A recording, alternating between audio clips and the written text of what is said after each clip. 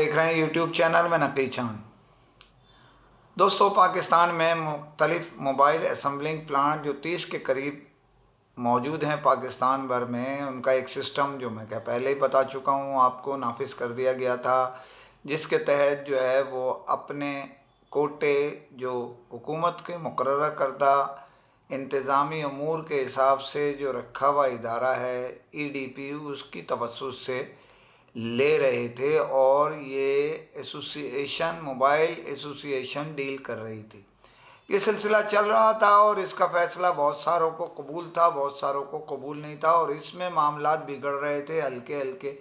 गुज़िश्ता महीने जो यानी देखा जाए तो $90 मिलियन का जो कोटा दिया गया था मोबाइल असेंबलिंग प्लांट को, वो इस्तेमाल हो रहा था और $83 मिलियन का इस्तेमाल हो रहा था गुज़िश्ता 2 महीने से।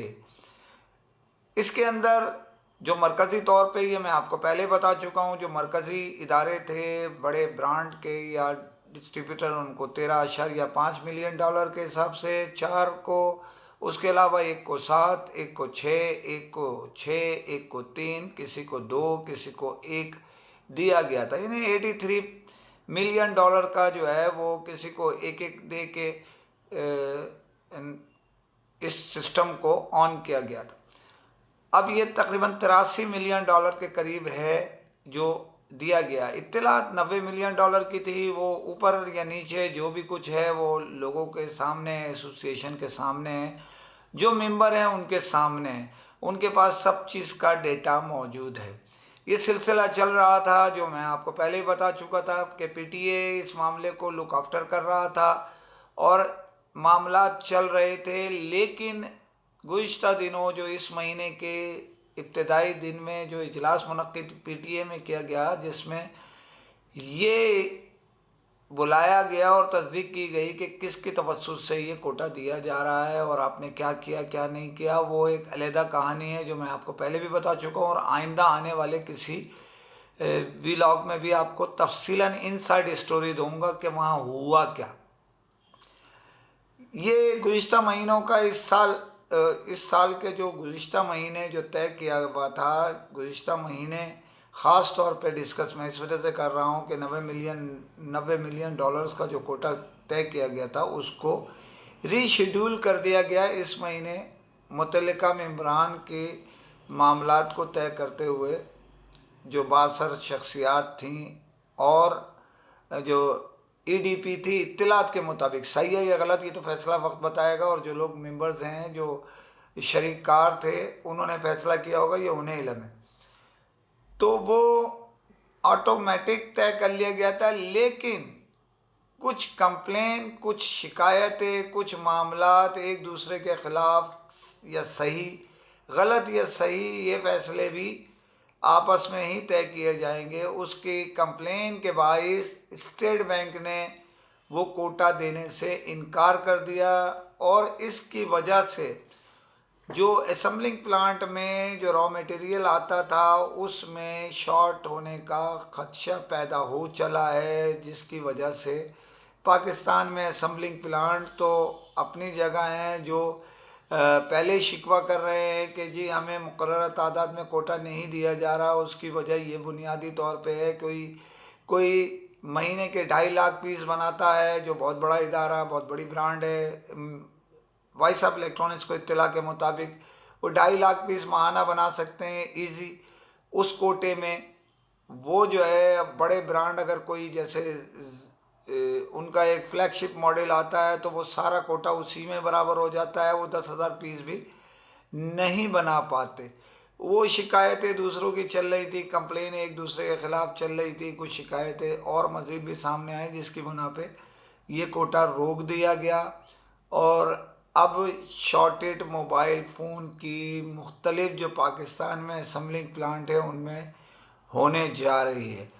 मंदी का रुझान अपनी जगह है, लेकिन ये एक ख़तरनाक बात होती जा रही है कि पाकिस्तान में असेंबलिंग प्लांट के लिए कोटे देने की ज़रूरत है और उसे भी बढ़ा के। इत्तलात के मुताबिक इसमें $200 मिलियन तक कम अज़ कम कोटा होना चाहिए ताकि कुछ ना कुछ वो। इत्तला ये भी गर्दिश कर रही है कि उस कोटे की बुनियाद पे तकसीम के लिए कुछ मेंबरान नाराज़ हैं और वो चाहते हैं कि 10 जो बुनियादी पाकिस्तान में असेंबलिंग मतलब स्मार्टफोन के टाइकून हैं या जो मेंबर्स हैं या जो तैयार कुनिंदगा हैं, उनको कोटा उनके हिसाब से दिया जाए। एक्चुअल सबको बराबर का दे दिया जाए, 5-5 मिलियन डॉलर का। उसके बाद में जो टॉप में आते हैं, जो दूसरे उन जो फीचर फ़ोन वाले हैं, उन्हें दे दिया जाए। उसके बाद जो बचता है वो जिसकी ज़रूरत ज़्यादा है उससे ज़्यादा दे दिया जाए। ये कहना है बाखबर ज़राए का। अब सही या गलत ये तो मुझे नहीं पता, लेकिन जो इत्तलात घूम रही हैं, गूंज रही हैं, उससे ये पता चलता है। ये आपको और बताता चलूँ यहाँ पर कि पाकिस्तान में बहुत सारी चीज़ें मुख्तलिफ इंपोर्ट के बावजूद शॉर्ट होती जा रही हैं। उसकी वजह है कि जो एलसी है वो उस तादाद में नहीं खोली जा रही। इजाज़त $1 लाख की मिल चुकी थी, इसके बावजूद जो महीनों का पेंडिंग मैटर है वो ताहाल जारी है। बहुत सारी बातें हैं करने की आपके साथ और बहुत सारी स्टोरीज़ भी है इनसाइड कि क्या किसने किस तरह पाकिस्तान के मामलात को इंडस्ट्री के ज़रिए दूसरे ज़रिए से किस तरह लूटा और मुंह दबाने के लिए किस किस को क्या क्या नवाजा गया। ये एक टॉप स्टोरी आपको इंशाल्लाह अगले किसी व्लॉग में आपको सुनाऊंगा। तो चलते हैं अपनी दूसरी खबर की जानिब, और जाने से पहले आपसे फिर अपील करता हूँ, चैनल को सब्सक्राइब कीजिए, लाइक कीजिए, शेयर कीजिए, कमेंट ज़रूर करें ताकि आपकी आवाज़ लम्हों में दुनिया भर में पहुँच सके। मोबाइल का लॉन्च होने वाला नया मॉडल रेडमी A1+ ने रिकॉर्ड बिजनेस कर लिया और उसकी डिमांड इतनी है कि वो पूरी नहीं हो पा रही डिस्ट्रीब्यूटर से। उसकी बुनियादी वजह यह है कि इस रेंज में इतने मुनासिब कीमत किसी दूसरे की नज़र नहीं आ रही। इसके अलावा एक शॉमी दुनिया की टॉप 3 ब्रांड में शामिल एक ब्रांड है जिसने पाकिस्तान में अपनी जड़ें दुनिया भर की तरह बहुत तेज़ी से मजबूत कर ली हैं और इनकी टीम बहुत अच्छी है, पाकिस्तान में काम कर रही है और बहुत सारे मामलात इनके दूसरों के मुकाबले में बेहतर काम कर रहे हैं। इनके डिस्ट्रीब्यूटर भी बड़े मजबूत हैं। अब वो बात अलहदा है कि इन्होंने भी एक ब्रांड की कॉपी कर ली है और उनकी यानी समझ लो फोटो स्टेट निकाल के डिस्ट्रीब्यूशन इलाका वाइज कर दी है, जिससे इनको वक्ती तौर पे नुकसान होने का ख़दशा है। और इसमें बहुत सारे मामला गड़बड़ कर भी जाते हैं, लेकिन उम्मीद है पाकिस्तान की जो शॉमी की टीम है, इसके अलावा चाइनीज़ जो टीम है, इसके अंदर मिस्टर पीटर हैं और पाकिस्तानी टीम में अवैस खान हैं, दूसरे सुफियान हैं और बहुत सारे लोग हैं जो यहाँ बहुत तेज़ी से मकबूलियत भी रखते हैं और काम करने की जुस्तजू भी। तो बताने का मतलब है इसके तहत शॉमी ने पाकिस्तान में 8 शहरों में प्रोग्राम अपने डीलर्स के साथ तय किए हैं, जिसके अंदर सैकड़ों की तादाद में डीलर्स शरीक होंगे, जिसमें लाहौर है, पिंडी इस्लामाबाद है, पेशावर है, मुल्तान है, गुजरावाला है, कराची है, हैदराबाद है। इसकी वजह से इसके 8 शहरों में एक अपना उसके अलावा इसकी पब्लिसिटी मुहिम के लिए मुख्तलिफ शख्सियात को जो है इसमें एडजस्ट किया है। पाकिस्तान भर की टॉप जो लोग हैं, जो टॉप बिज़नेस करते हैं, टॉप ब्रांड के स्टाफ में शामिल हैं डिस्ट्रीब्यूटर के, तो उनको एडजस्ट करके पब्लिसिटी कराई गई है। और आने से पहले ही इसकी मकबूलियत इतनी बढ़ चुकी थी कि जब पहले दिन ही रिलीज़ हुआ तो उसमें हज़ारों मोबाइल फ़ोन जो इस मंदी में और कारोबारी की जो शिकायतें मार्केट में चल रही हैं उसके तहत वो एक अच्छी खासी तादाद थी, बड़ी तादाद थी। यहाँ मैं आपको ये भी बताता चलूँ कि इसमें जो इनके डिस्ट्रीब्यूटर हैं, एयरलिंक है, एमएनपी है, स्मार्ट लिंक है, कोटेक है, इसी तरह जो है वो अब हमारे जो एक और मोहब्बत वाले इदारे हैं, ये 4-5 इदारे हैं और इनको अच्छी तरह जो है वो टैकल किया जा रहा है शॉमी की ब्रांड से। तो एक बहुत पाकिस्तानी मोबाइल सार्फिन के लिए एक अच्छा ब्रांड जो है मुनासिब दाम में दस्तयाब है, जिससे डीलर्स को मुनाफा हासिल हो रहा है। वहीं हमारे जो मोबाइल सार्फिन है, जो शॉमी यानी के चाहने वाले हैं, उनकी ज़ेली ब्रांड रेडमी के, उनको भी रिलीफ मिल रहा है एक अच्छी कीमत में ताकतवर मोबाइल फ़ोन ख़रीदने का।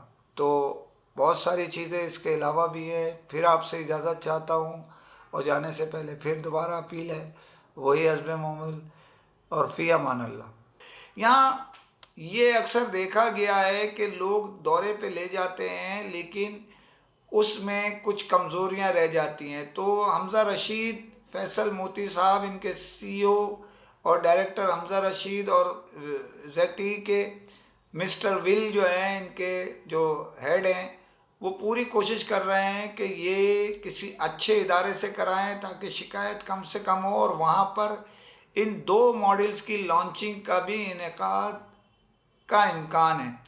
अब देखें कि कितने लोग जाते हैं, लेकिन हमारी इत्तला है कि बड़ी तादाद में लोग जाएंगे और भरपूर अंदाज में ये दौरा कराया जाएगा, जो तकरीबन 4 से 5 दिन पर मुश्तमिल होगा।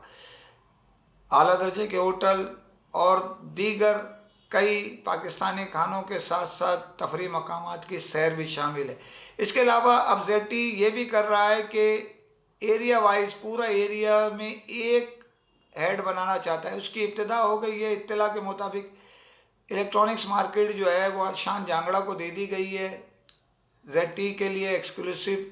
अब दूसरे इलाकों के भी मामलात चल रहे हैं, देखें आगे क्या होता है। तो आपको आखिरी खबर पे जाते हुए एक ख़ास बात ये मैं कहना चाहता हूँ कि पाकिस्तान में इसी साल टेक्नो मोबाइल, जो चाइना की मारूफ ब्रांड है, उसने अपने MDs को और दोस्तों को ले जाने का प्रोग्राम बनाया बरतानिया मैनचेस्टर एक फुटबॉल मैच दिखाने के लिए, जिसके लिए पूरी तैयारी, वीज़े के लिए अप्लाई किया गया और अक्सरियत यानी समझ लें 95% लोगों के वीज़े रिजेक्ट हो गए। उसकी बुनियादी सबब ये था कि जो लेटर लगाए गए थे जिस डेट पे वो गुज़र चुकी थी, नया लेटर नहीं। इसके अलावा एक और कंपनी ने अपने, जिसने वीज़े के लिए मैनचेस्टर सिटी का था, इत्तला के मुताबिक उनके अकाउंट में फंड्स की भी कुछ कमी की इत्तला आई थी। इसके अलावा ये इत्तला भी थी कि मैनचेस्टर सिटी और टेक्नो का मुआहदा ख़त्म हो गया है। इसी सिलसिले में जो चंद लोगों के वीज़े लगे थे, जिसमें कराची के जो लोग थे, उनमें से कुछ ने तो मेल पढ़ ली और कुछ ने, एक हमारे दोस्त जो है उसमें वो गए एयरपोर्ट से टिकट लिए, होटल बुक कराया। उसके बाद जब वो गए तो पता चला जहाज़ कि जी उनको यहीं ऑफलोड कर दिया गया। उसकी बुनियादी वजह ये थी कि कंपनी मैनचेस्टर सिटी ने इनके लिए जो वीज़े लग गए थे उसके लिए भी मनसूखी के लिए कह दिया था इत्तला के मुताबिक। इसकी वजह से उनको बड़ी जो है दिक्कत, ज़हनी अजियत का सामना करना पड़ा और वो निकल आए। इसी तरह जो जितने लोग बाकी थे, जिसमें कंपनियों के बड़ी आला शख्सियात भी थे मुख्तलिफ और बड़ी मारूफ डीलर्स भी थे, तो उनको भी अपने पासपोर्ट पर रिफ्यूज़ की स्टैम्प लगवानी पड़ी। ये एक इंतहाई ख़तरनाक बात है। जब तक आपको पक्का कंफर्म ना हो, कंपनी पीछे ना भागे, जिसके ज़रिए आप जाना चाहते हैं, तो ऐसे प्रोग्रामों में शरीक अपने आप को करें ताकि डीलर्स के पासपोर्ट पर रिफ्यूज़ का मामला ना आ सके। इसी के साथ इजाज़त चाहता हूँ। जाने से पहले फिर अपील करता हूँ, चैनल को सब्सक्राइब कीजिए, लाइक कीजिए, शेयर कीजिए, कमेंट ज़रूर करें ताकि आपकी आवाज़ लम्हों में दुनिया भर में पहुँच सके। फ़ी अमान अल्लाह।